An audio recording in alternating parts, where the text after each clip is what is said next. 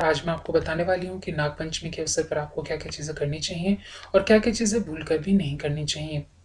पहला, नागपंचमी पर नाग देवता की पूजा के साथ-साथ आपको शिवलिंग की पूजा भी ज़रूर करनी चाहिए। साथ ही साथ आप ओम नमः शिवाय का जाप भी इस दिन अवश्य करें।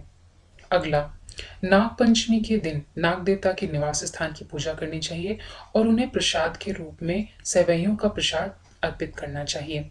अगला, नागपंचमी के दिन दीवार पर गेरू पोतकर पूजन का स्थान बनाया जाता है।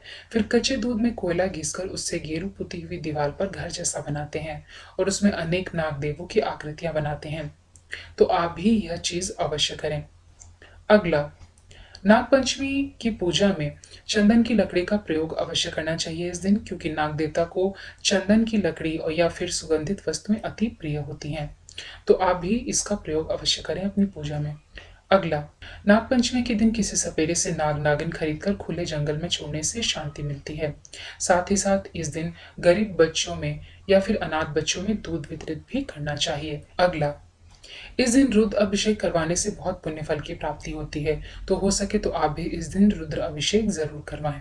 अगला, नागपंचमी के दिन चांदी के सर्प सर्पणी के जोड़े के ऊपर नवग्रह पूजन, काल सर्प पूजन और राहु केतु पूजन कराने से सारे जो काल सर्प दोष हैं उनका निवारण मिलता है। तो अगर भी आप काल सर्प दोष से निवारण चाहते हैं तो आप भी यह काम जरूर करें। तो ये थी कुछ बातें जो हमें नागपंचमी के दिन करनी चाहिए। अब ध्यान देते हैं उन बातों पर जो हमें नागपंचमी के दिन नहीं करनी चाहिए।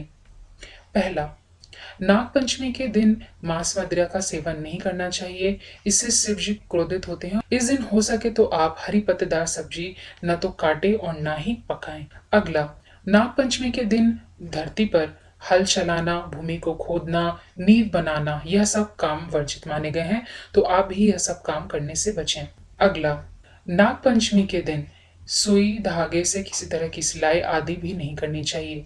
नहीं आग पर तवा और लोहे की कढ़ाई आदि में भोजन भोजन पकाया जाता है, तो यह भी आप करने से बचें। तो ये थी कुछ जानकारी, अभी के लिए बस इतना ही।